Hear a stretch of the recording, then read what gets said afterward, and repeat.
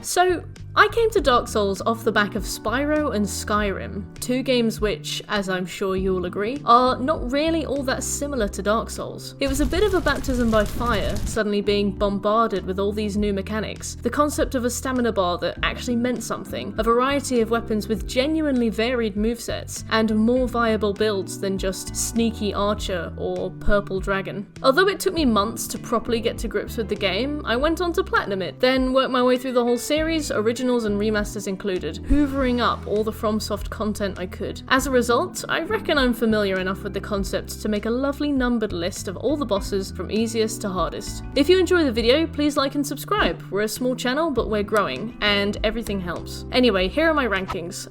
Feel free to laugh at me. Bruh, look at this dude. Wait till you see the. No.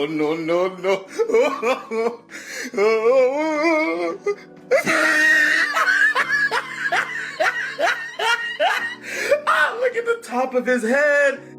It's a shame to start this video off with a cliche, but honestly, this is the only boss in the game that has never once killed me. And considering the fact I often drop in here on half an Estus with a horde of wheelie boys on my heel,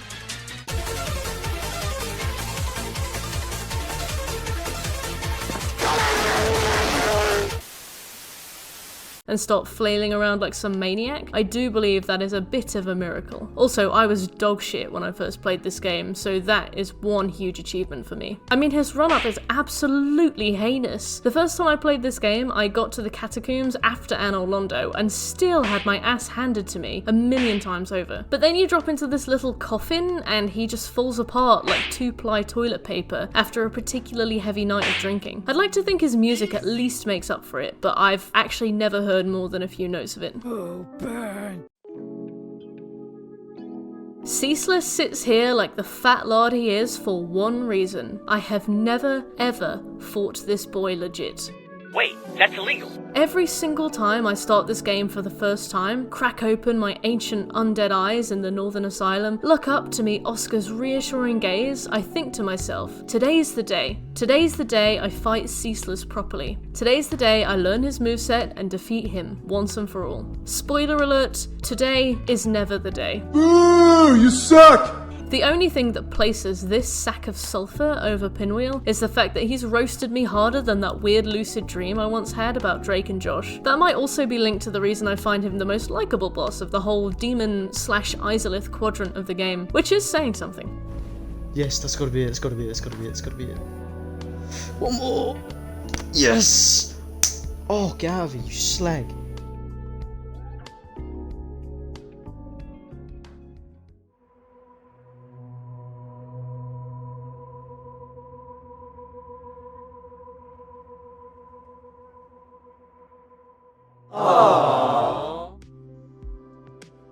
To my memory, I've only died to the Gaping Dragon 2 or 3 times. Once, from the crazy insta-kill attack she can do where she just grabs you like a bit of salami and drops you down her gullet. The second? I don't remember. I probably just got backed into a corner or something and died through way less awesome means. The Gaping Dragon's fight is slightly more stressful than the previous 2 in the list, even though I'm fairly sure that Ceaseless has killed me more times than her, purely on the basis of her health bar and the absolute stress it causes me.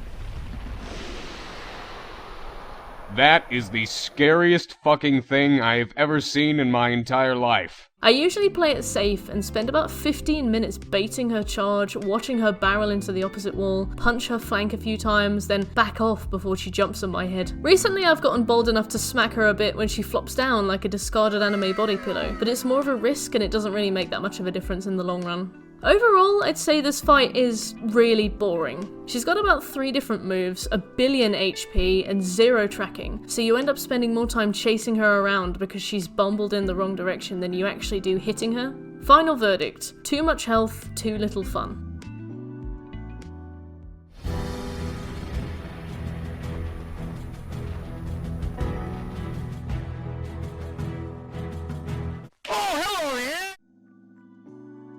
This is the only boss whose deaths I kept track of in my first playthrough of Dark Souls, mainly because I lost count with the others, but I died to the Asylum Demon 6 times when I first played the game, and I think it would be too much of a humiliation to die again, so I've just decided not to die to him anymore. On my return, I realised he has a shockingly low health pool. He only takes about 10 hits to kill the first time around, and on New Game Plus, you can kill him in a single hit with the right weapon. In that way, it's so weird to go back to him when once upon a time he seemed like such a wall to me. Although I've heard people say things like, "Fuck Dark Souls, I never beat the first boss, he was too hard." And I'm like, really? Really? I appreciate the games can be challenging, but are you honestly trying to tell me that you threw yourself against this guy for days and never beat him? Okay then. He hits very hard with the hammer, but he's slow and he has huge openings between attacks, and really struggles to adapt when you're hitting him from behind, which I guess he and I have in common. Stop it. In summary, he can stomp you flat if you're greedy, but I guess that's the lesson he's there to teach. And how can I mention this big boy without acknowledging that massive ass? You can say what you want about this crepe paper monstrosity, but her attacks hurt. If they land, I suppose. Moonlight Butterfly was a bit of a frustration for me on my first playthrough because I hadn't bothered to learn how to time my rolling. Once I learned that, and for that matter, once I learned how to lower my equip load far enough to make those rolls effective, I never struggled with her again. I've heard that she's even easier with a magic build, but I've never used one. I brought Beatrice along for the bants after about 15 playthroughs and just watched her sort things out for me, so that was pretty cool. As for me, I have to wait for her to dock herself on some moss like some kind of solar-powered skirt, and then she sits still for about half a minute, so as long as you've got some stamina, which honestly at this point in the game you might not have, you can fuck her up very effectively. If you sit around too long like some kind of dumbass, me, you will be at ground zero of her area of effect attack, which does more work than I would like to admit.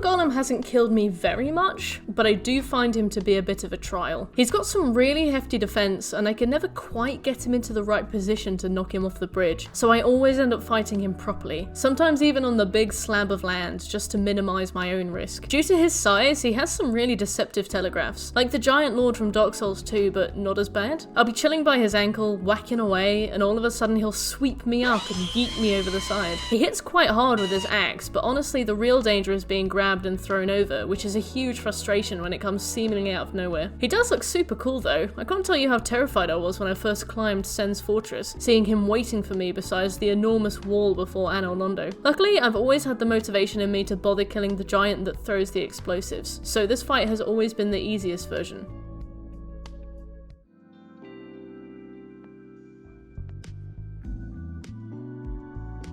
Now we are actually getting into bosses that didn't kill me by pure virtue of slinging me off the side of the map, using instant kill attacks or being completely out of reach for a melee player. This guy actually did kill me by just pummeling me into the floor like any normal boss. The good thing about this guy is that he teaches you how to use your environment. You can plunge attack him from the first tower, and by baiting him back and forth across the bridge, continue to do so. You can lead him down the narrow path and pelt him with firebombs. You can trick him into jumping off the bridge. He's got a really small amount of HP too, so the fight tends to be over very quickly. His attacks come with a small delay because I suppose the weight of his hammer means his telegraph doesn't always herald an immediate attack, which was a tricky lesson to learn, and it's still something that catches me off guard occasionally. Some of his attacks I just can never seem to time my response to properly, so I play it safe with this guy and just stick to the firebombs. No, I'm not sure about that one. I don't know if that checks out. It's funny how these fights are so terrifying the first time around, but then you see them reused as normal enemies later on, and well, I mean, the Demon Ruins Taurus demons still did batter me both ends. I'll give them that. But fighting this guy again on New Game Plus, and all the cycles thereon, he was fine. He deserves some props for waiting so strategically at the end of Undead Burg though. That is a big brain move.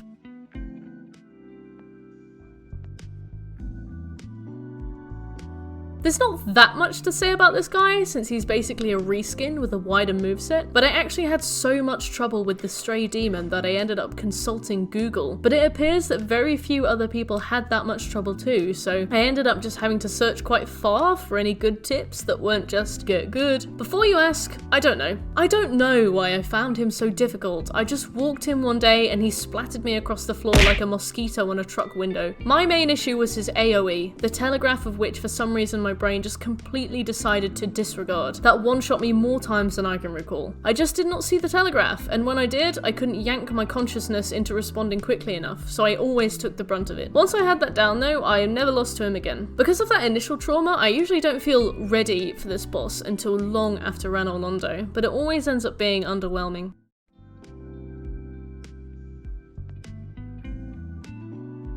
If you fight Seath the Scaleless without a Curse Bite ring, you are in for a ride. I can't tell you how hopeless I felt on my first playthrough, cursed to shit, staggering over to New Londo to get some help from the Red Man, stocking up on all sorts of useful knickknacks that I never ended up using because I also found the Curse Bite ring there, which I immediately slapped onto my hand and then promptly sailed through Seath's fight. Also, you have to cut his tail off for the Platinum Trophy, which is probably a harder feat than the boss himself. His tails are the most dangerous parts of him, which is insane because they just flap around ineffectually and look to have the same consistency as soluble fiber. Luckily, he also stuns when the crystal breaks, and hilariously you can trick him into doing it himself, which is probably the biggest oof I've ever seen in a game. I learned quite early on that if you just stick between his right tentacle and his pubis, you can basically just hammer away at him without getting hit, and the only thing you need to worry about is your own stamina.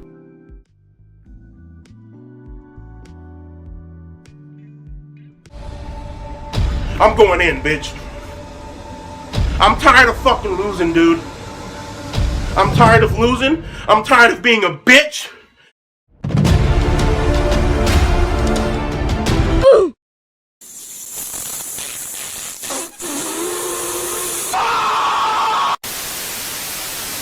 I've put this guy slap bang in the middle of this list because this fight can go either way, two polar opposites on the spectrum of how it can go, and the trick seems to be the dogs. If you can deal with them quickly, you should be in for an easy one. If they can stun lock you in the corner, then you die. The Capra Demon himself is quite a pushover. The dogs are like the hairspray I've coated a wayward spider with. The Capra Demon is the hairbrush I splat it with. Either tool is true adversity, but combined, they are all powerful. I've actually never bothered with the firebomb skip either, but I have picked the Master Key as a starting gift before just to get around to both bells without having to bother with this guy. I'm not sure whether I think he's a quality boss fight. He's a bit of a baptism by fire and almost an RNG based fight, being that it can go completely tits up unless you know exactly what to do and you react quickly enough to do it.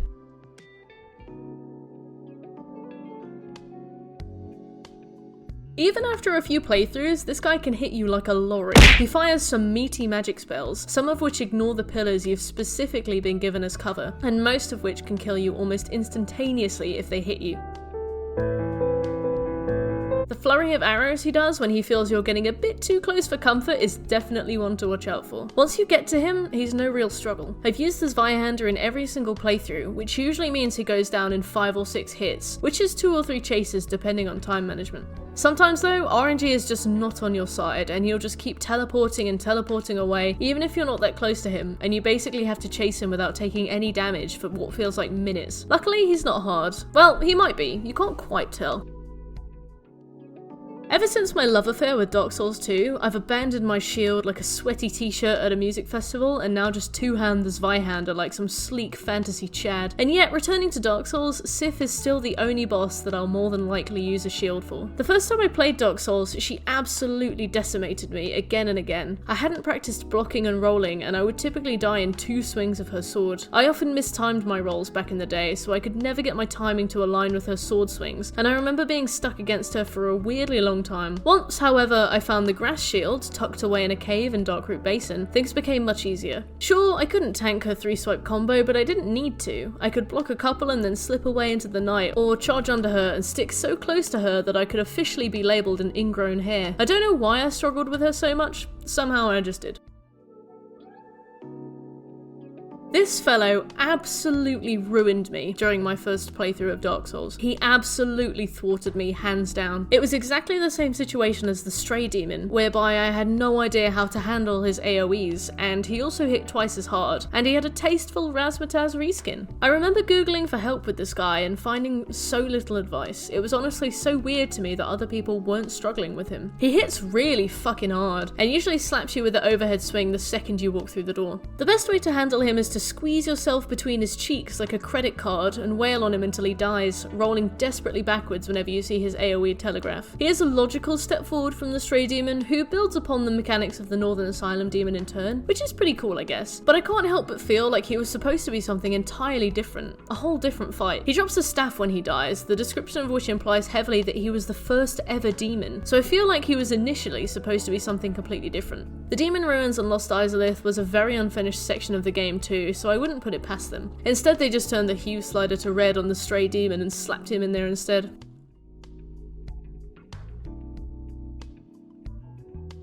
Chaos Witch Quelaag has a very special place in my heart. I was at university during my first playthrough of Dark Souls, and for some reason I just completely went off games for the entire duration. I played games once a week at most, usually on a Sunday, and often because I forced myself to drop the guilt I felt from not focusing on work and just play games for a little bit to unwind. I remember this vile woman well. For weekends upon weekends I would try to beat this demon cow to no avail. I just could not learn how to respond to her telegraphed attacks. I had never played a game like Dark Souls, so I was learning things like stamina management, recognizing attack wind-ups, and timing dodges and blocking right from the ground up, and I had a lot to learn. Eventually I found out about Man-Eater Mildred. I went out into the swamp, slapped her about, and then summoned her to destroy Quelaag. Mildred is a fucking tank, an idol to myself even after all these years, and she just takes the brunt of Quelaag's attacks directly to her own face. She doesn't care at all. She'll paddle around in lava for hours and straight up doesn't give a shit. When I finally beat her, it was an amazing feeling. She was such a thorn in my side, such a deliberate obstacle to my success, such an impassable— oh, what? Why is my PS3 suddenly loading so weird? Why are the games randomly crashing? What? It's booting really funny, I don't— Okay, so my PS3's hard drive corrupted, and in the process of trying to fix it, I wiped all of my save data, so I lost all my saves for all of my games. So I had to start again from scratch, and I beat her first try then, and every time since. Now I can even kill her without taking damage. That is character development. First time I fought this woman, she was fine. For some reason, the most recent time I broached this lady's chamber, using the same Zweihander build I always use, I got absolutely rinsed. I think I came here a bit early. Either way, it's permanently tainted my opinion of Crossbreed Priscilla, and now I'm even a bit scared of her. I would be walking around, watching for her footprints in the snow, and suddenly get taken out in a single hit from her scythe. I probably just had a super weakness to bleed or something, because I don't remember her ever being that bad. Maybe I was underleveled. Maybe my armor wasn't upgraded enough. Defeat became all the sweeter when I realized I couldn't leave until I had killed her. Eventually I did, but fucking hell, I have no idea why that single altercation became such a pain in the arse. Usually I leave her alone. I've only killed her a couple times for trophy purposes or tail purposes, so she's definitely the boss I have the least experience with. She's just some classic introvert and she wants to be left alone. If she was alive in the real world, she'd probably work in data or something. Her design is super cute and her weapon is really cool. I should use it for a playthrough sometime, but I say that a lot and then I never do. Also, I wish you didn't need to kill her for a trophy.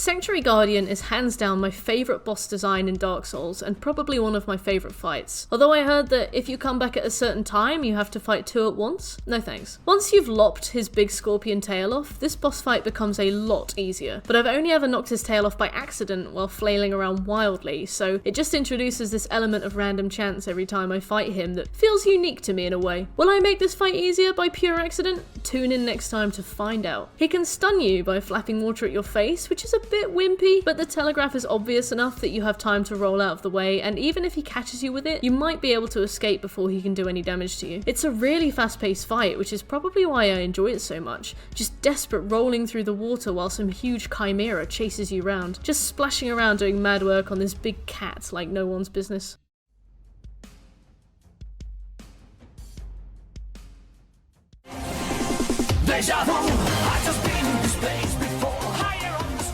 I hope you've got your ears on, mate, because this boss requires some serious cardio. The first time I fought the Bed of Chaos, I probably spent a day running back and forth only to slide into the arena and get swept straight down a big hole in the floor. I'm older now and much wiser, so I just quit out of the game like any sane individual. But what does it say about a boss's quality when the best course of action is to exit the game? Sad. The time it took to succeed during this boss fight was also massively improved when I found out you could use a shield against the sweepy arms. The drop into the root hole is definitely the worst part, easily one of the most touch and go parts of the whole game, and a completely bewildering inclusion. And rolling for your life amongst all the roots and branches while the firestorm spells are going off all around you leaves a lot of this fight to random chance. I don't even know if I dislike this boss. I don't even know if I consider it to be a boss. I'm just confused.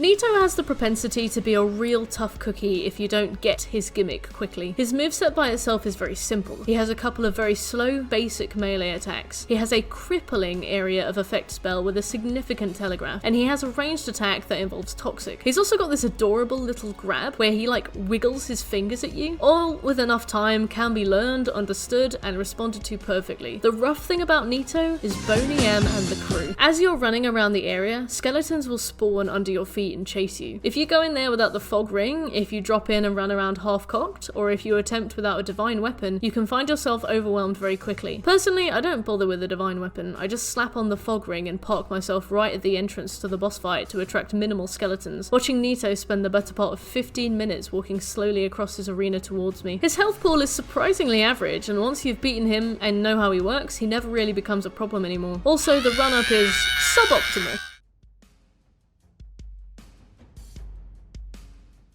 This boss was an absolute roadblock to me on my first run through Dark Souls, and continues to be the only boss that I have to adapt my entire equipment set for. Usually I play with a Fire Zweihander anyway, but in this instance I also need to rock, get it, the full Havel set. Also, using a ring slot for the Abyss Walker ring is such a shot in the foot. I know that they're weak to chaos, but honestly you need to bank 10 humanity just to make that a viable strategy, and I do not trust myself to carry around that kind of payload, even multiple playthroughs later. So why do I change my build? Because these boys are a bona fide DPS test. Several of them can spawn if you're slow enough, but you want to keep as many of them down as you can, like swatting flies away in your bedroom. You need to outdamage them before they can outdamage you, stamina be damned, by just smacking them without a care in the world and using the Havel set to soak up any damage they might return with. Letting multiple spawn is such a risk. According to the wiki, they'll leave you alone if you're not directly in combat with them, but that's bullshit. I've been donkey punched from behind so many times, it's better to just not give them an in. And let's not forget that the elevator probably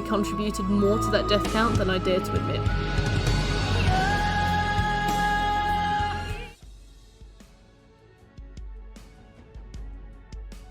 Stop! You violated the law! This opinion is probably going to be insanely unpopular, but I actually don't enjoy this fight. I think it's very long and really boring. I mean, don't get me wrong, Artorias has some tasty lore and some really cool armor, but this fight feels so slow. He leaps about, he stabs, he buffs, he AoEs, he spins, he throws abyss putty at you, he repeats. I think my main problem with him is that he hits so hard that you cannot afford to trade damage for most of the time, but he's also so fast that you need to be really quick on the blocks and dodges to get away from him, and he's aggressive enough that it drains your stamina. A lot of his moves, like the triple leap, are so dangerous that there's no other option than to just turtle the 3 hits or dodge them all, which depletes your stamina massively. I came in once over leveled and once at the right level, and I didn't really enjoy the fight more or less either way. I don't know, I guess I came back to this game after Bloodborne and just felt that I recognised all the slow mechanical movesets more than ever.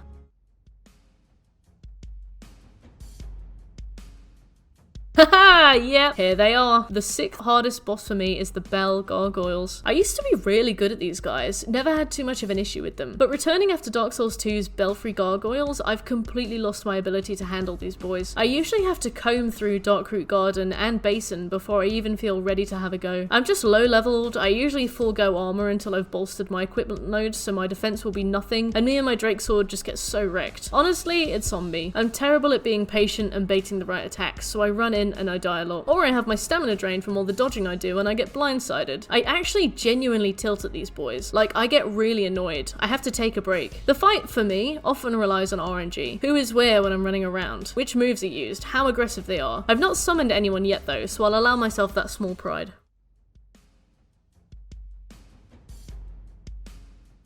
This guy made me straight up give up. The first time I got the platinum for this game, it was off stream, well before I even set foot on Twitch. I knew that I didn't really need to push into the DLC to get the plat, but I wanted to be able to say that I'd done it. So I had an honest go. I was level 120, which is, on reflection, extremely well leveled for this venture. I beat my way through to Manus, couldn't find Kalameet at all, hilariously, and I remember just giving up after only a few attempts. I was still a Dark Souls baby, still rushing in, not bothering to learn the movesets, panicking at every little thing. I'm a button masher by trade, you see. It's in my blood, and I just couldn't be bothered to climb this weirdly impassable mountain. Returning a year later, I beat him first try. Turns out he's not actually too bad. You just bait his melee attacks and whack his hand a few times. I know he has some really shitty magic attacks, but you can at least survive them while you make quick work of him. And he leaves some shocking windows, like illegally wide windows. In summation, he's alright. He hits hard, his lore is cool, his magic does serious work. He's not easy, but he's doable.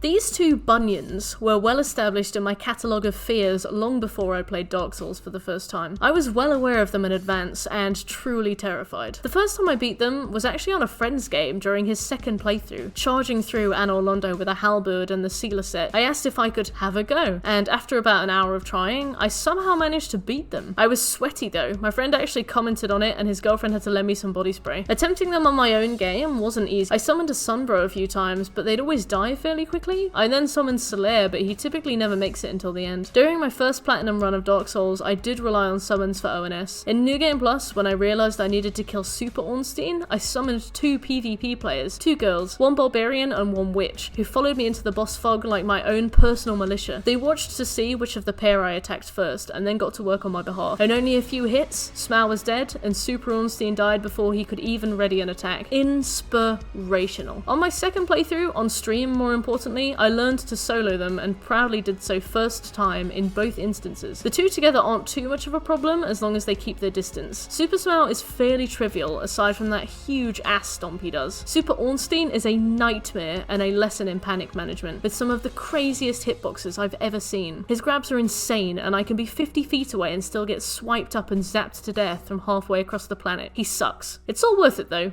For the Lord Vessel, I mean. I have one question for you, sir. Can you parry? Because for a while, I didn't bother to learn to parry. For a while, I would just block, but then I learned the free and fast-flowing enjoyment of a good roly-poly and just tumbled through the rest of the game. Just R1'd my way to the kiln of the first flame. Not that many enemies can be parried, so honestly, is it really that necessary to learn? Yes. Yes, it is. Because Gwyn, Lord of Cinder, is the final parry exam, there to ensure you've taken the proper precautions to learn how to parry. If you can parry him, he is the most trivial fight in the game. If you can't parry him, he will ride your ass across the Basingstoke Ring Road. If you've got a weapon with high enough base damage, you can stagger him every single hit, which is great until you run out of stamina. But more often than not, this guy will be a huge pain until you learn to parry him. I like to summon Solaire for this fight because I always save him every playthrough, and I like to think that he links the fire. But I've done the fight often enough without him that I'm now a parry god, but only against this guy specifically, to the point where I can read and respond to chat while it's all going on. Psst, I don't think that's the mark of a good final boss.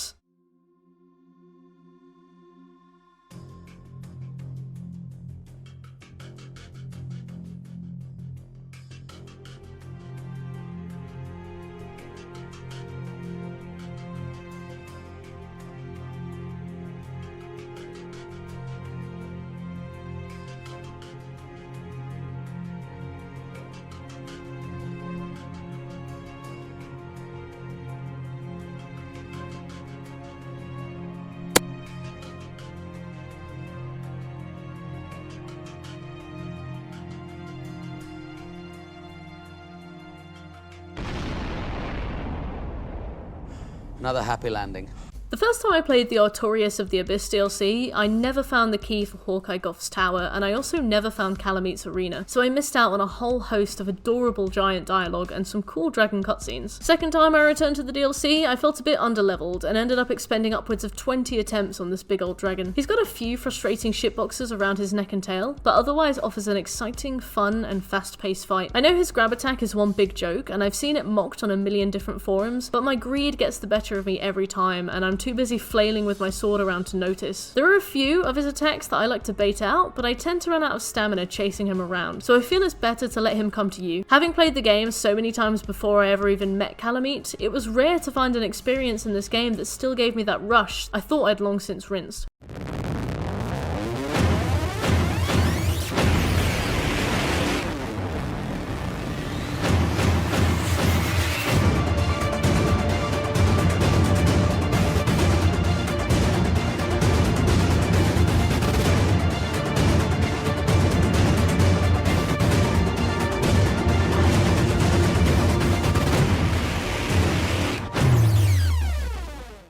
Yep, I bet you forgot all about this guy, didn't you? I considered putting some bullshit in the top spot, Kalameet, Gwyn, Lautrec and his goons, but honestly, I would be lying just to keep the respect of my peers. No, I have to be honest, I can't lie to myself anymore. The hardest boss fight for me is the Centipede Demon. There's this teeny weeny sliver of land to fight him on that you have to spend ages waiting for him to waddle over to. He attacks with huge, lingering hitboxes and has very confusing telegraphs. He has the Iron Golem problem of being far too big to properly see, so you never really know what he's about to do. He hits like a truck too, so you'll suddenly just get knocked into oblivion given the good old left-right goodnight by some insectoid bastard. Despite watching a lot of speedruns, modded runs, boss rushes, etc., I still find him extremely difficult to predict and prepare for. And yes, I know that you can lead him over to the other side of the arena, but I can't be bothered, okay? Honestly, this guy hurts me just by looking at me. He upsets me. He upsets my soul. Thank God he's optional, eh? Well, thank you for watching my ranking. I hope you enjoyed it. My experience